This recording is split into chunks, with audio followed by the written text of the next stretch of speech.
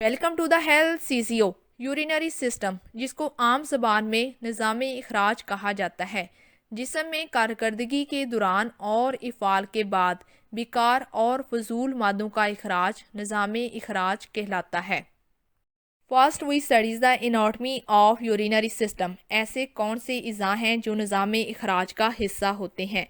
Slide को भी read करते हैं और साथ ही साथ इसको समझने की भी कोशिश करते हैं। It is a set of organs producing urine in human beings comprise chiefly of the kidneys, ureters, bladder and urethra.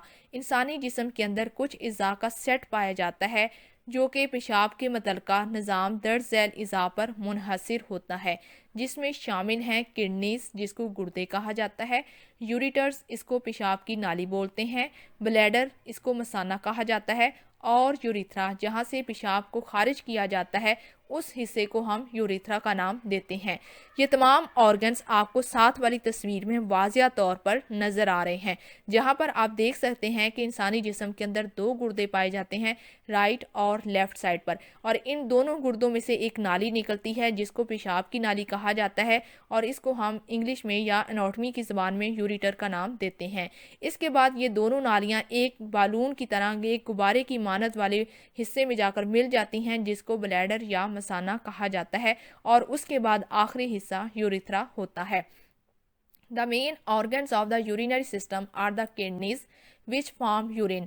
इंसानी जिस्म के अंदर जो सबसे अहम अज़ा है वो है गुर्दे, जो कि यूरिनरी सिस्टम का भी बहुत अहम हिस्सा होते हैं, और यही वो हिस्सा है जो कि पेशाब पैदा करने में अहम किरदार अदा करते हैं। The other parts of the system, the ureters, the urinary bladder and urethra, neither form urine nor change its composition। बाकी जितने भी अज़ा हैं जिसमें शामिल हो गया यूरिटर्स, यूरिनरी ब्लैडर और यूरिथ्रा, ना तो ये पेशाब बनाते हैं, ना ही ये पेशाब को जज़ब करते हैं, और ना ही ये इसकी कंपोजिशन को तब्दील करते हैं। ये सिर्फ और सिर्फ ट्रांसफ़र का काम करते हैं। ये गुर्दों से उस चीज़ को लेते हैं और इसको ब्लैडर तक पहुंचा देते हैं, और उसके बाद इसको जिस्म से बिल्कुल वैसे ही खारिज कर दिया जाता है, यानी कि ये अपना कोई रोल प्ले नहीं करते सिवाय ट्रांसफ़र करने के। They are merely structures that transport urine from the kidney to the outside of the body। इस तरह से ये बात हमें वाज़िया होगी कि इनकी साख्त भी कुछ इस तरह से बनाई जाती है कि ये चीज़ को वहाँ से लेते हैं और इसको बिल्कुल इंसानी जिस्म से बाहर निकालने में अहम किरदार अदा करते हैं। यूरिनरी सिस्टम ऑर्गन्स, निज़ाम इखराज के अज़ा। Urinary system consist of the following organs. Urinary system मंदरजा बाला अज़ा पर मुनहसर होता है, जिसमें शामिल हैं किडनीज। साथ वाली तस्वीर में आप गुर्दों को वाज़िया तौर पर देख सकते हैं। गुर्दों का काम खून में से फासद मादे और ज़ायद पानी को पेशाब की सूरत में खारिज करना होता है। इसके बाद दूसरा ऑर्गन है यूरिटर्स। यूरिटर्स का काम पेशाब को गुर्दों से मसाना में पहुंचाना है, यानी कि ये सिर्फ और सिर्फ ट्रांसफ़र का काम करता है। इसके बाद तीसरा ऑर्गन है ब्लैडर। ब्लैडर, जिसको मसाना कहा जाता है, ये पेशाब को आर्जी तौर पर ठहराने और जमा करने का काम करता है। और आखिरी अज़ा है यूरिथ्रा। इसका काम पेशाब को मसाने में से जिस्म के बाहर खारिज करना होता है। इसके बाद पांचवा ऑर्गन है नेफ्रॉन। नेफ्रॉन जो होता है ये किडनी का एक यूनिट है, basic structural and functional unit of the kidney, यानी कि ये सेपरेट से कोई अज़ा नहीं है, बल्कि ये गुर्दों का यूनिट होता है जिसको नेफ्रॉन कहा जाता है। A very important organ of urinary system is kidneys, जिसको उर्दू ज़बान में गुर्दे कहा जाता है। Kidneys are a pair of excretory organs. गुर्दे निज़ाम इखराज का बहुत ही अहम ऑर्गन है और ये जोड़े की शक्ल में पाए जाते हैं। इससे ये मुराद है कि इंसानी जिस्म के अंदर दो अदद गुर्दे पाए जाते हैं जो कि दाएं और बाएं साइड पर वाक़या होते हैं। अब देख लेते हैं कि गुर्दों की इंसानी जिस्म में क्या जगह होती है, ये कहाँ पाए जाते हैं। Situated on the posterior abdominal wall on each side of the vertebral column behind the peritoneum, extending from the last thoracic vertebra to the third lumbar vertebra. The kidneys are located mainly in the lumbar region and also approach the epigastrium, hypochondrium and umbilical region। गुर्दे पेट की दीवार की पिछली तरफ यानी कि lumbar region में चर्बी में मलबूस मोहरों के सतून के दोनों तरफ पेट की झिल्ली जिसको पेरिटोनियम कहा जाता है, इसके पीछे मौजूद होते हैं। आखिरी थोरेसिक यानी कि थोरेसिक नंबर 12 और पहले 3 लंबर वर्टिब्रा के साथ ये कमर की तरफ आखिरी 2 नीचे वाली पसलियों के साथ मौजूद होते हैं। दायां गुर्दा बाएं की निस्बत थोड़ा सा नीचे वाक़या होता है। ये क्यों नीचे होता है? ऐसा असल में जिगर की वजह से होता है। शेप ऑफ द किडनीज, गुर्दे देखने में कैसे होते हैं? Each kidney is bean shaped, गुर्दे लोबिया की शक्ल में नज़र आते हैं। ये आप साथ वाली तस्वीर में वाज़िया तौर पर देख सकते हैं कि गुर्दों की शक्ल बिल्कुल लोबिया से मिलती जुलती है। लोबिया एक सब्ज़ी का नाम है जो कि गुर्दों से मुशाबियत रखती है। अब बात करते हैं कि गुर्दों का साइज़ क्या होता है। They are 12 centimetre long, 6 centimetre broad and 3 centimetre thick. गुर्दों की लंबाई 10 से 13 सेंटीमीटर या 4 से लेकर 5 इंच तक की होती है। गुर्दों की चौड़ाई 6 सेंटीमीटर या 2.5 इंच होती है और गुर्दों की मोटाई 3 सेंटीमीटर या 1.5 इंच होती है। अब देख लेते हैं कि गुर्दों का वज़न क्या होता है। The weight of each kidney in male is 150 grams और फीमेल इज़ 135 ग्राम्स। बालिग मर्द में गुर्दे का वज़न 150 ग्राम और बालिग औरत में गुर्दे का वज़न 135 ग्राम होता है। गुर्दे तादाद में 2 अदद होते हैं। Now we studies the structure of kidneys, गुर्दों की साख्त कैसी होती है। तस्वीर की मदद से गुर्दों की साख्त को समझने की कोशिश करते हैं। अगर आप डायग्राम को गौर से देखें तो यहाँ पर आपको वाज़िया तौर पर खून की सुर्ख शरियानें नज़र आ रही हैं जो कि खून पहचाने का काम करती हैं। इनको हम रीनल आर्टरीज का नाम देते हैं। इसके बाद आपको यहाँ पर रीनल वेन यानी कि गुर्दों की वरीदें भी नज़र आ रही हैं जिनका रंग नीला है। इसके बाद पीले रंग के अंदर कुछ रीनल नर्व्स भी नज़र आ रही हैं जो कि गुर्दों का निज़ाम होता है या गुर्दों का इसाबी निज़ाम, यानी कि ये पैगाम को लेके आने और लेकर जाने का काम करती हैं। इस तरह से यहाँ पर गुर्दों की वरीदें रीनल वेन, गुर्दों की शरियानें रीनल आर्टरीज और रीनल नर्व्स, इन तमाम तीनों सिस्टम को हम रीनल हाइलम का नाम देते हैं। लेकिन यहाँ पर हमारा ये टॉपिक नहीं है। यहाँ पर हम असल में गुर्दों के अंदर पाए जाने वाले जो बेसिक स्ट्रक्चर है उसको जानने की कोशिश करते हैं। अगर आप गुर्दों की शक्ल को वाज़िया तौर पर देखें तो आपको एक लाइन नज़र आ रही है जो कि गुलाबी रंग के अंदर बिल्कुल नुमाया है। इसको हम आउटर कवरिंग या कैप्सूल का नाम देते हैं। इसके बाद आगे देखें तो आपको कॉर्टेक्स लिखा हुआ नज़र आएगा। कॉर्टेक्स क्या होता है? The outer zone of the kidneys, गुर्दे का बैरूनी गलाफ कैप्सूल के अंदर बाहर की जानब वाला हिस्सा जिसका रंग गहरा होता है, इसको हम कॉर्टेक्स का नाम देते हैं। कॉर्टेक्स के बिल्कुल ऊपर आपको एक और चीज़ नज़र आ रही है जिसको मेडल्ला कहा जाता है। ये क्या होता है?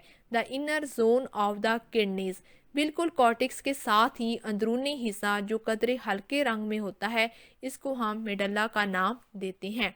इसके बाद और थोड़ा सा ऊपर जाएं तो आपको पायरामिड नज़र आ रहा है। ये पायरामिड क्या है? It contain straight collecting tubules, इसके अंदर कुछ असल में सीधी तरह की कलेक्टिंग ट्यूब्यूल्स होती हैं, यानी कि कुछ यूरिन को जमा करने वाली जो ट्यूब्स होती हैं उनको हम कलेक्टिंग ट्यूब्यूल्स का नाम देते हैं। और उसके बाद लास्ट है पेपिला और एपिक्स ऑफ द पायरामिड। ये पेपिला क्या होता है? जहाँ पर ये हमारा पायरामिड और मेडल्ला ख़त्म होता है वहाँ से पेपिला का काम शुरू हो जाता है।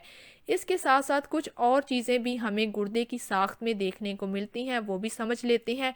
सबसे पहले ऊपर देखें तो आपको माइनर कैलिक्स और मेजर कैलिक्स लिखा हुआ मिलता है। ये जितने भी हमारे मेडल्लास होते हैं ये असल में एक जगह पर आकर मिलते चले जाते हैं जिसको हम माइनर और मेजर कैलिक्स का नाम देते हैं, जो कि बड़ी होकर नीचे की तरफ बढ़ती चली जाती है और इस जगह को हम यूरिटर का नाम दे देते हैं। इसके बाद आपको कुछ यहाँ पर रीनल कॉलम भी नज़र आ रहे हैं जो कि असल में दो मेडल्लास के दरमियान में एक जगह होती है जिसको कहा जाता है nephron, which is a very important part of the urinary system. This is the basic structural and functional unit of the kidney which is capable of forming urine. गुर्दे की साख्त मुतअद्दिद नेफ्रॉन से मिलकर बनी होती है। नेफ्रॉन को गुर्दों की कारकर्दगी के यूनिट यानी कि फंक्शनल यूनिट्स ऑफ किडनीज भी कहते हैं। यानी गुर्दे की बनावट और इफ़ाल के लिहाज से बुनियादी इकाई को हम नेफ्रॉन्स कहते हैं। इंसानी जिस्म के अंदर दो गुर्दे पाए जाते हैं। एक गुर्दे के अंदर कितने नेफ्रॉन होते हैं? एक गुर्दे में तकरीबन 10 से 20 लाख नेफ्रॉन मौजूद होते हैं, जिन्हें हम खुर्दबीन से देख सकते हैं। नेफ्रॉन गुर्दे के अंदर बेशुमार छोटी छोटी खमदार नालियां होती हैं जो कि खून को फिल्टर करने का काम करती हैं।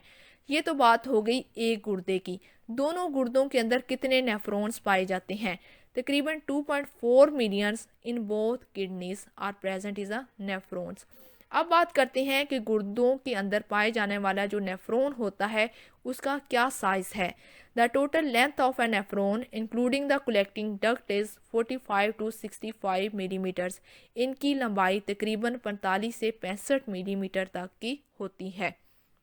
Now we studies the types of nephrons. Nephrons की कितनी इकसाम होती हैं? नेफ्रॉन्स की दो इकसाम है, जिनमें पहली किस्म है cortical nephrons. These are nephrons whose glomeruli lie close to the surface of the kidneys.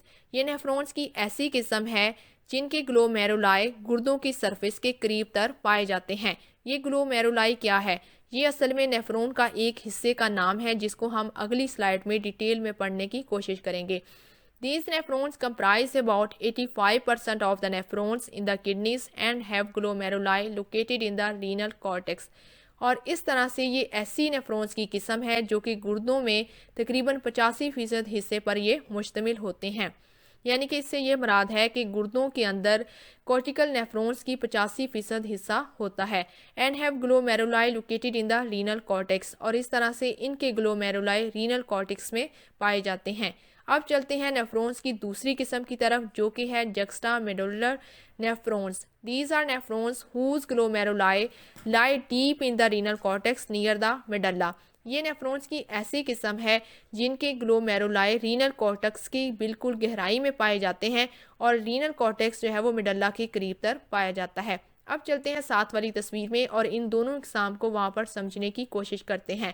ऊपर वाले हिस्से में देखें तो आपको लिखा हुआ नज़र आ रहा है रीनल कॉर्टेक्स। ये असल में क्या शो कर रहा है? गुर्दों को असल में दो हिस्सों में तकसीम किया जाता है, ऊपर वाला और नीचे वाला। इसी तरह नेफ्रॉन को भी जो है वो दो हिस्सों में तकसीम कर देते हैं। ऊपर वाले हिस्से को कॉर्टेक्स और नीचे वाले हिस्से को मेडल्ला कहा जाता है। इसी तरह जो चीज़ कॉर्टेक्स में आएगी उसको हम कहेंगे कॉर्टिकल नेफ्रॉन्स, और जो चीज़ें मेडल्ला में आएंगी उसको हम जक्स्टा मेडुलर नेफ्रॉन का नाम देंगे। पार्ट्स ऑफ नेफ्रॉन, नेफ्रॉन के हिस्से, आप इसको नेफ्रॉन का स्ट्रक्चर भी कह सकते हैं। साथ साथ आपने तस्वीर को भी देखना है और इन तमाम हिस्सों के काम और उनकी लोकेशन को समझने की कोशिश करनी है। पहले नंबर पर देखें तो लिखा हुआ है ग्लोमेरुलस। इसका क्या काम होता है? ये खून में से सोल्यूट को फिल्टर करता है। इसके बाद सेकंड नंबर पर लिखा हुआ है रीनल ट्यूब्यूल्स। रीनल ट्यूब्यूल्स को मजीद हिस्सों के अंदर तकसीम किया गया है, जिसमें पहले नंबर पर है बोमेन कैप्सूल। ये आपको यहाँ पर तस्वीर में नज़र नहीं आएगा क्योंकि ये असल में ग्लोमेरुलस के अंदर पाया जाता है। इसके बाद चलते हैं दूसरे नंबर की तरफ जो कि है प्रॉक्सिमल कन्वोल्यूटेड ट्यूब्यूल्स। इसको हम PCT भी लिखते हैं। ये क्या काम करता है? जब भी इंसान कोई चीज़ खाता है, अपनी खुराक का हिस्सा उसको बनाता है, तो वो हमारे खून का हिस्सा बन जाती है। खून का हिस्सा बनने के बाद वो इंसानी जिस्म में जज़ब हो जाती है और इस तरह से इंसानी जिस्म में से दो अशिया का खराज होता है। एक खून में से खारिज होने के बाद वो हमारे जिस्म का यूरिन का हिस्सा बन जाते हैं। अब ये जो यूरिन होता है, जब ये नेफ्रॉन्स में से गुजर रहा होता है तो उस वक़्त भी इस यूरिन के अंदर कुछ अशिया पाई जाती हैं जो कि इंसानी जिस्म की ज़रूरत का हिस्सा होते हैं। तो इस तरह से ये प्रॉक्सिमल कन्वोल्यूटेड ट्यूब्यूल्स उन अशिया को भी अपने अंदर जज़ब करने की सलाहियत रखते हैं, जिसमें शामिल हैं आयंस, वाटर और न्यूट्रिएंट्स वगैरह। प्रॉक्सिमल कन्वोल्यूटेड ट्यूब्यूल्स क्या खारिज करती हैं? ये टॉक्सिन्स को और इसके साथ साथ पीएच जो होती है यूरिन की उसको भी एडजस्ट करने की कोशिश करती हैं। इसके बाद चलते हैं तीसरे नंबर की तरफ जो कि है लूप ऑफ हिनले। लूप ऑफ हिनले की दो इकसाम होती हैं। पहले नंबर पर देखें तो लिखा हुआ है डिसेंडिंग लूप ऑफ हिनले जो कि आपको 3 नंबर पर नज़र आ रहा है। इसका क्या काम होता है? ये असल में पानी को फिल्ट्रेशन में से गुजरने देता है। यानी कि जो चीज़ यूरिन के अंदर पाई जाती है वो तो है वाटर। वाटर के अंदर जो न्यूट्रिएंट्स हैं वो तो जज़ब हो गए हैं प्रॉक्सिमल कन्वोल्यूटेड ट्यूब्यूल के अंदर। इसके बाद डिसेंडिंग लूप ऑफ हिनले के अंदर पानी जो है वो इसमें से दोबारा फिर से जो है वो इसको गुजरने की सलाहियत देगा और ये पानी इंटरस्टिशियल फ्लूइड के अंदर जाकर हल हो जाएगा। अब चलते हैं फोर्थ नंबर की तरफ, जो कि है असेंडिंग लूप ऑफ हिनले। ये भी रीअब्जॉर्प्शन का यानी कि जज्बियत का अमल करता है। ये क्या जज़ब करता है? ये सोडियम और क्लोराइड को जज़ब करने की सलाहियत रखता है और इस तरह से इसका जो फिल्ट्रेशन है ये भी इंटरस्टिशियल फ्लूइड के अंदर जाकर हल हो जाता है। 5वें नंबर पर लिखा हुआ है डिस्टल कन्वोल्यूटेड ट्यूब्यूल्स, इसको DCT भी लिखा जाता है। ये भी कुछ अशिया को खारिज करता है और कुछ को जज़ब करने की सलाहियत भी रखता है। इस तरह से ये खून की जो pH है उसको बैलेंस रखता है और इलेक्ट्रोलाइट को भी बैलेंस रखने की कोशिश करता है। 6 नंबर और लास्ट पर है कलेक्टिंग ट्यूब्यूल्स, इसको हम कलेक्टिंग डक्ट्स भी कहते हैं। Reabsorb solutes and water from the filtrate, ये भी कुछ सोल्यूट को जज़ब करने की सलाहियत रखता है और पानी को यहाँ से खारिज करने का काम करता है। और इस तरह कलेक्टिंग डक्ट जो होती है ये नेफ्रॉन का आखिरी हिस्सा होता है। यहाँ पर सिर्फ सोल्यूट्स जज़ब होते हैं और पानी यहाँ से खारिज हो जाता है जो कि यूरिन का हिस्सा बन जाता है। Basic functions of nephron, nephrons के बुनियादी काम क्या हैं? The basic function of nephron is to clear and clean the blood plasma of unwanted substances. Nephron का बुनियादी काम ये है कि ये ना चाहने वाले अज्जा में से खून को साफ और शफाफ करके अलहदा कर लेते हैं। This occurs in the following step, और ये साफ और शफाफ करने का अमल असल में 3 स्टेप्स में मुकम्मल होता है, जिनमें पहले नंबर पर है फिल्ट्रेशन, दूसरे नंबर पर है सेलेक्टिव रीअब्जॉर्प्शन और तीसरा स्टेप है secretion. First step is filtration. Slide को भी रीड करते हैं और साथ ही साथ इसको समझने की भी कोशिश करते हैं। Because of high pressure in the glomerulus it acts as an arterial end of a capillary causing filtration of a large portion of plasma out of the glomerulus and into the Bowman capsule। Glomerulus में ज़्यादा pressure होने की वजह से ये खून की सबसे छोटी छोटी शरियानें, जिनको कैपिलरीज कहा जाता है, उसके ऊपर अमल करते हैं, जिस वजह से ग्लोमेरुलस में से प्लाज्मा का बहुत ज़्यादा हिस्सा बोमैन कैप्सूल में चला जाता है। दूसरा स्टेप है सिलेक्टिव रीअब्जॉर्प्शन। इसका मतलब है ख़ास और ज़रूरत की अशिया का दोबारा जिस्म में जज़ब हो जाना। As the filtered fluid flows through the tubules the unwanted substances fail to be reabsorbed while the wanted substances, especially water and electrolytes, are reabsorbed back into the plasma of peritubular capillaries। जैसे ही filter हुआ tubular fluid में से गुजरता है तो ये ना चाहने वाली सब्सटेंसेस जज़ब नहीं होती, जबकि चाहने वाली और ज़रूरत के अज्जा, जिनमें शामिल है पानी और इलेक्ट्रोलाइट्स, ये जज़ब होने की सलाहियत रखते हैं और इस तरह से ये पेरीट्यूबुलर कैपिलरीज के प्लाज्मा में जाकर जज़ब हो जाता है। आखिरी स्टेप है सेक्रेशन, जिसका मतलब है खारिज होना। Few substances are secreted from plasma directly through the epithelial cells lining the tubules into the tubular lumen, thus urine is formed. Tubule की जो साख्त है वो एपिथेलियल सेल से मिलकर बनी होती है, तो यूं प्लाज्मा से खारिज होने वाला मवाद इन एपिथेलियल सेल्स के ज़रिए ही होता है और ये मवाद ट्यूबुलर के ल्यूमेन में जाकर इकट्ठा हो जाता है और ये फिर पेशाब का हिस्सा बन जाता है, यानी कि अब यहाँ पर पेशाब की फॉर्मेशन हो गई है। Now we studies the urine. This is an amber coloured fluid of slight acidic reaction excreted by the kidneys. ये गुर्दों से खारिज होने वाला माया की शक्ल का मवाद है जिसका रंग एम्बर यानी कि भूरा रंग होता है और इसकी नेचर थोड़ी सी तेजाबी होती है। इसका वॉल्यूम क्या है?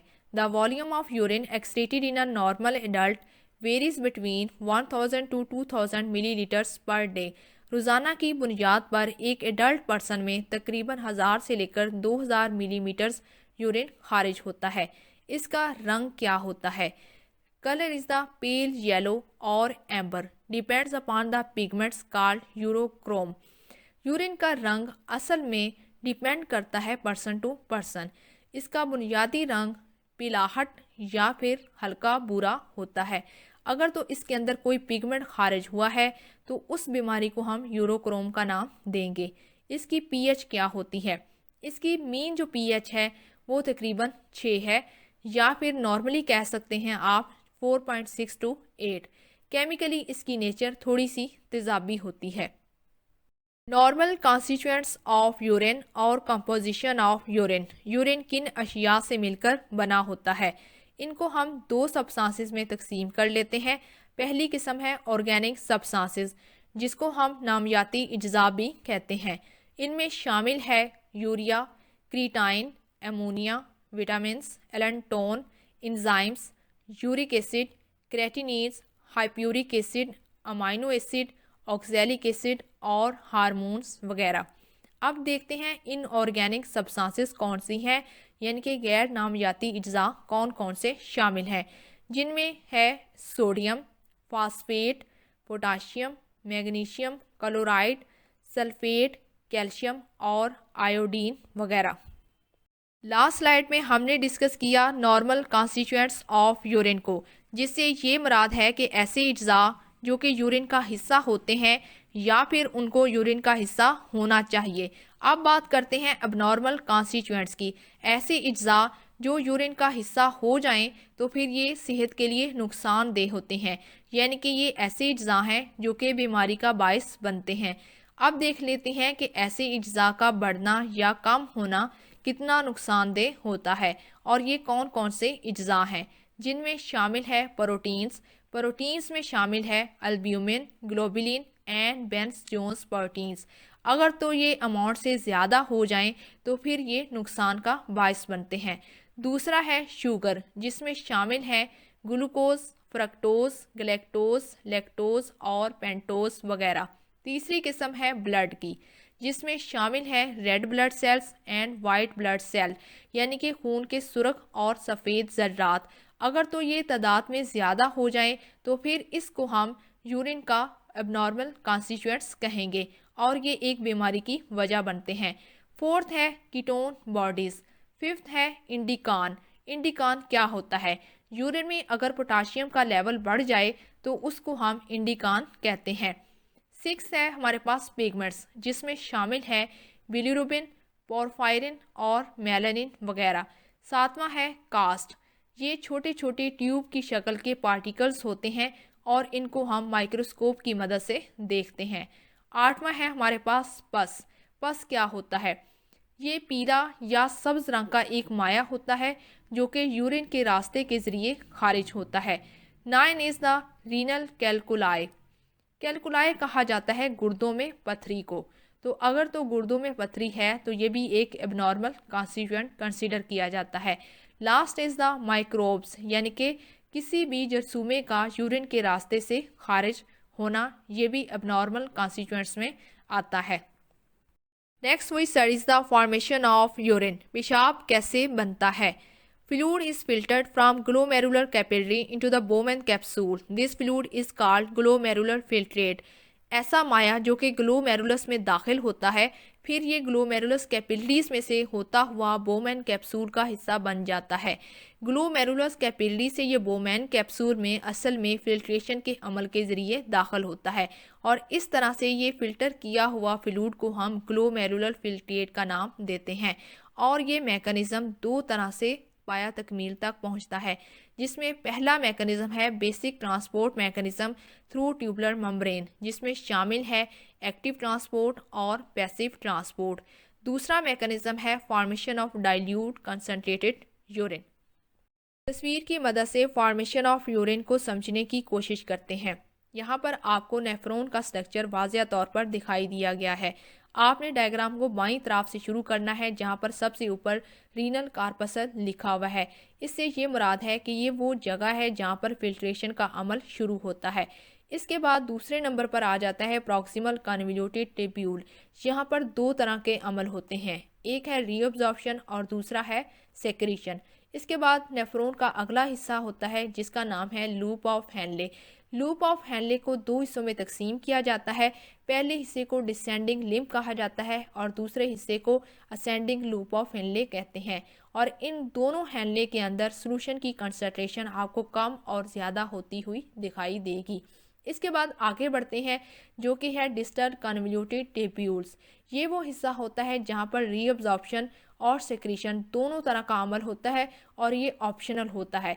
हो सकता है रीअब्जॉर्प्शन हो सकता है ना हो, लेकिन सेक्रीशन लाजमी होगी। इसी तरह आखिरी हिस्सा है कलेक्टिंग डक्ट। ये वो हिस्सा होता है जहाँ पर रहती हुई रीअब्जॉर्प्शन हो जाती है, लेकिन सेक्रीशन का अमल यहाँ पर जारी रहता है और तमाम तरह का यूरिन जो है यहाँ पर जमा होना शुरू हो जाता है। पहला मैकेनिज्म है एक्टिव ट्रांसपोर्ट, जो कि अब्जॉर्प्शन और सेक्रीशन पर मुश्तमिल होता है। इससे ये मुराद है कि यहाँ पर जज़ब होने की और ख़ारिज होने की दोनों तरह की सलाहियतें मौजूद है, जिसमें फ़र्स्ट है प्राइमरी एक्टिव एब्जॉर्प्टिव ट्रांसपोर्ट, जिसमें मिसाल के तौर पर सोडियम और कैल्शियम का जज़ब होना। दूसरे नंबर पर है सेकेंडरी एक्टिव एब्जॉर्प्टिव ट्रांसपोर्ट, जिसमें शामिल है ग्लूकोज और अमाइनो एसिड का जज़ब होना।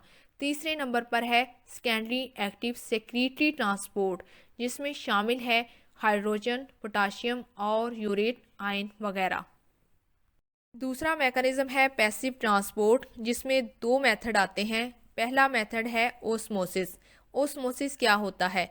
इसमें लोअर कंसंट्रेशन से हाई कंसंट्रेशन की तरफ मूवमेंट करना है, मिसाल के तौर पर जैसा कि पानी।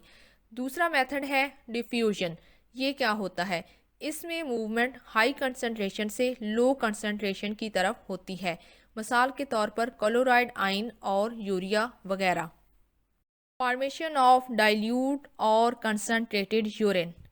फॉर्मेशन ऑफ यूरिन को हम पहले ही डिटेल के साथ पढ़ चुके हैं कि यूरिन कैसे बनता है। यहाँ पर बात करेंगे कि डाइल्यूट और कंसंट्रेटेड यूरिन की। सबसे पहले इन दोनों टर्मिनोलॉजीज़ को समझने की कोशिश करें कि ये क्या है। डाइल्यूट कहा जाता है पतला होने को। मिसाल के तौर पर एक गिलास के अंदर पानी भरा हुआ है, अब आपने इस गिलास में 1 चम्मच चीनी का डाल देना है। तो जब आप इसको हल करेंगे तो आपको ये बात वाज़िया हो जाएगी कि चीनी की मिकदार तो कम है और पानी की मिकदार ज़्यादा है। तो इस तरह इसकी जो थिकनेस है वो काफ़ी ज़्यादा हमें कम महसूस होगी, इसलिए हम इसको डाइल्यूट फॉर्म कह सकते हैं। अब बात करते हैं कंसंट्रेटेड की। अब उसी गिलास के अंदर आपने 5 या 6 चम्मच जो है वो चीनी के डाल देने हैं। तो अब क्या होगा कि चीनी की मिकदार काफ़ी ज़्यादा हो जाएगी और पानी की मिकदार कम होना शुरू हो जाएगी। तो इस तरह से जब हम उसको चेक करेंगे तो हमें जो है वो थिक महसूस होगा। तो इससे ये बात वाज़िया होती है कि ये एक कंसंट्रेटेड यूरिन है। एक बार स्लाइड को भी रीड करते हैं कि वहाँ पर क्या लिखा है। The kidneys have an ability to alter the composition of urine in response to the body's daily need. गुर्दे जो हैं वो रोज़ाना की बुनियाद पर यूरिन बनाते हैं, लेकिन इंसान जो है वो रोज़ाना काम करता है, खाना भी खाता है, पानी भी पीता है। लेकिन अगर हम पानी की मिकदार अपने जिस्म में कम कर दें तो इससे क्या होगा कि यूरिन की कंपोजिशन तब्दील हो सकती है। और अगर हम पानी ज़्यादा पीना शुरू कर दें तो इससे भी यूरिन की कंपोजिशन यानी कि उसके अंदर पाए जाने वाले जितने भी इंग्रेडिएंट्स हैं उनकी मिकदार में कमी या ज़्यादती हो सकती है। Thereby they maintain the osmolality of the body fluids when it is necessary to conserve the body water. Osmolality किसको कहा जाता है? Concentration of particles in the urine. Urine के अंदर पाए जाने वाले जितने भी पार्टिकल्स यानी कि कंपोजिशन में जो आते हैं पार्टिकल्स, उनकी बात की जा रही है कि उनकी कंसंट्रेशन कितनी ज़्यादा है। जब भी जो है वो कंसंट्रेशन कम या ज़्यादा होगी तो गुर्दे इस चीज़ की सलाहियत रखते हैं कि वो इसको मेंटेन करें। When it is necessary to conserve the body water, the kidneys excrete urine with a high solute concentration. गुर्दे जो हैं वो यूरिन जब खारिज करते हैं तो उस वक़्त उसकी कंसंट्रेशन हाई सल्यूट होती है। When it is necessary to rid the body of excess water, the kidneys excrete urine with a dilute solute concentration. Now we study the principal regulation. ऐसा कौन सा निज़ाम है या हार्मोन है जो यूरिन की कंपोजिशन को कंट्रोल करता है? The principal regulator of urine composition is anti diuretic hormone. Urine की कंपोजिशन को कंट्रोल करने वाला अमल एक हार्मोन के ज़रिए होता है जिसका नाम है anti diuretic hormone. In the absence of antidiuretic hormone, the kidneys excrete a large volume of dilute urine. अगर तो एंटी डायूरेटिक हार्मोन एब्सेंट होगा तो उस वक़्त गुर्दों से खारिज होने वाला यूरिन काफ़ी मिकदार में डाइल्यूट फॉर्म के अंदर आएगा। When antidiuretic hormone is present in high concentration, the kidneys excrete a small volume of concentrated urine. जब एंटीडायूरेटिक हार्मोन अपनी मिकदार के मुताबिक यानी कि हाई कंसंट्रेशन फॉर्म के अंदर मौजूद होगा तो उस वक़्त गुर्दों से खारिज होने वाला urine small volume of concentrated होगा, यानी कि इस वक़्त इसकी जो फॉर्मेशन है वो काफ़ी ज़्यादा कम है। और अगर एंटी डायूरेटिक हार्मोन एब्सेंट होता है तो फिर उस दौरान लार्ज वॉल्यूम होगा डाइल्यूट यूरिन का। Components of concentrating and diluting system. Nephron के ऐसे कौन से हिस्से हैं जो कंसंट्रेटिंग और डाइल्यूटिंग सिस्टम का हिस्सा बनते हैं? The formation of urine that is dilute hypoosmotic to plasma or concentrated hyperosmotic to plasma is achieved by the counter current system of the nephron.